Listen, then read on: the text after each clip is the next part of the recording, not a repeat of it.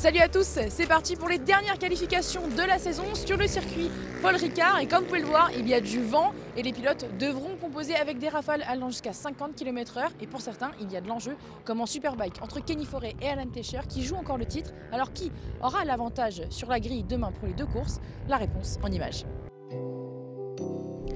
En l'absence de Guillaume Antigas ce week-end, Mathieu Gregorio est d'ores et déjà assuré du titre dans la catégorie nouvelle génération. Pour autant, le Gardois veut finir avec panache, il signe le 5e temps de la séance qualificative. Toujours bien placé depuis quelques courses, Diego Ponce réalise le 4e temps et se met encore dans de bonnes dispositions pour aller chercher un podium dimanche ou mieux encore, la victoire. Après avoir vu son meilleur temps annulé, Hugo de Cancellis doit se contenter de la 3e place sur la grille de départ. Il a malgré tout montré une belle vitesse de pointe pour aller jouer la victoire. Devant, le duo qui nous a fait vibrer cette saison a également animé la qualif. Enzo de la Vega et Corentin Perolari sont sortis tard, mais ont tout de suite été aux avant-postes. Le pilote Honda prend le 2e temps, tandis qu'Enzo de la Vega s'offre la pole. Les deux hommes sont séparés par 4 dixièmes.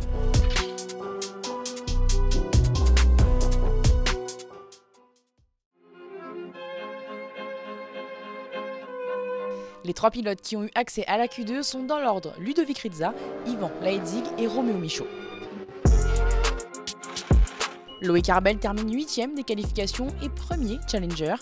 Ça s'est joué dans un mouchoir de poche à tous les niveaux du top 5. Maxime Miglio reste dans le top 5 au bénéfice d'un dernier tour plus rapide que Mathieu Ginès, avec qui il était à la lutte en fin de séance. 4e, Jérémy Guarnoni a quelque peu attendu pour signer son meilleur chrono, mais le récent 2e du bol d'or parvient à se hisser dans le top 5. Parti très fort, Alan Tescher a été le premier à descendre sous les 1,25 et a tenu la pole avant d'être repris. Il doit se contenter d'une 3e place, mais il n'est pas loin de son adversaire direct au championnat, Kenny Forêt. Intercalé entre les deux prétendants au titre, Martin Renaudin confirme sa bonne forme du week-end en se classant 2e. Il devance Tescher de 2 centièmes et échoue à moins d'1 dixième du numéro 1. Forêt assoit un peu plus sa domination avant même les courses. Il signe sa 4e pole position de l'année. Les sidecars disputaient leur première course du week-end ce samedi. Ted et Vincent Peugeot changent de catégorie pour la dernière et cela leur réussit puisqu'ils s'imposent dans la catégorie F2, suivi des 640 Bleuvarc et Rigaud, 2e de la manche. 3e à l'arrivée, le résultat est suffisant pour Gillard et Corchard, titrés champions F2 2024 à l'issue de la course. Du côté des F600, Vinet et Marsal montent sur la 3e marche du podium. Vitoz et Pira passent le damier les 2e et c'est l'équipage Vinet les 17 qui remporte la victoire sur leur Yamaha.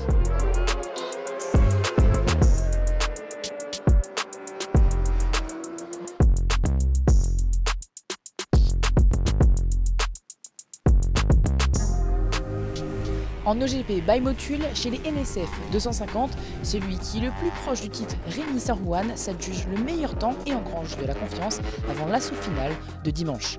2e, Gabriel Piot est à la lutte pour le podium final au championnat et se place bien pour engranger un maximum de points.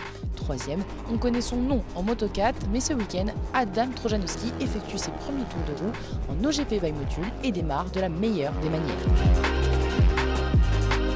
Il a fallu attendre les derniers instants de la qualification pour connaître le top 3 des pré-Moto 3 et c'est Matteo Verger qui réalise la meilleure performance, 4 dixièmes devant Enzo Dupuis.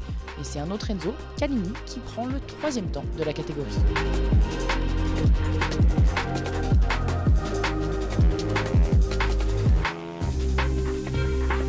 Le premier coup de théâtre du week-end est venu de la blessure de Dorian Joulin le vendredi en essai libre.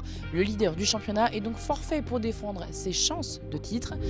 Robin Sautreau doit donc marquer plus de 41 points pour être titré.